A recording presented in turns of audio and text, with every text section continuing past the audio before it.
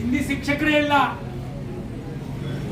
ನಾವು ಈಗಾಗಲೇ ಕನ್ನಡ ಜಾಗೃತ ಪರಿಷತ್ತು, ಸಾಹಿತ್ಯ ಪರಿಷತ್ನವರು ಪುಸ್ತಕ ಓದಿ ಬಹುಮಾನ ಗೆಲ್ಲಿ ಕಾರ್ಯಕ್ರಮಗಳು ಮಾಡ್ತಾ ಇದ್ದೀವಿ. ನಮ್ಮ ಕನ್ನಡದ ಮಕ್ಕಳಿಗೆ ಜ್ಞಾನಾರ್ಜನೆ ಆಗಬೇಕು,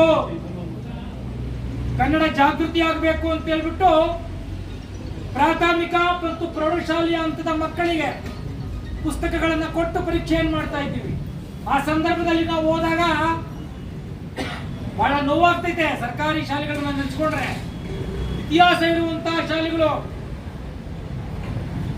4, 5, 6, 7ನೇ ತರಗತಿಗಳನ್ನ ಮರ್ಜ್ ಮಾಡಿ ಇವತ್ತು ಪಾಠವನ್ನು ಮಾಡುವಂತ ಹೀನಾಯ ಪರಿಸ್ಥಿತಿಗೆ ಇವತ್ತು ಬಂದಿದ್ದೀವಿ ನಾವು.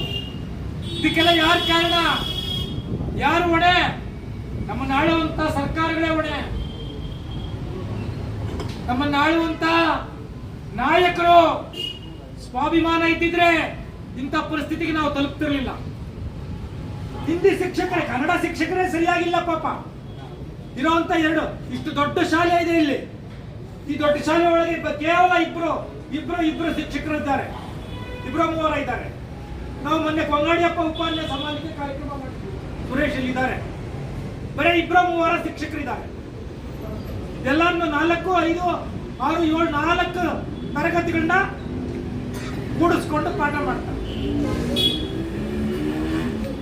ಅವರು ಪಾಸ್ ಆಗ್ತಾರೆ, 7ನೇ ಕ್ಲಾಸ್ಗೆ ಹೋಗಿ 8ನೇ ಕ್ಲಾಸ್ಗೆ ಹೋಗ್ತಾರೆ. ಅಲ್ಲಿ ಅವರು ಹಿಂದಿಯನ್ನ ಬರಿಬೇಕು.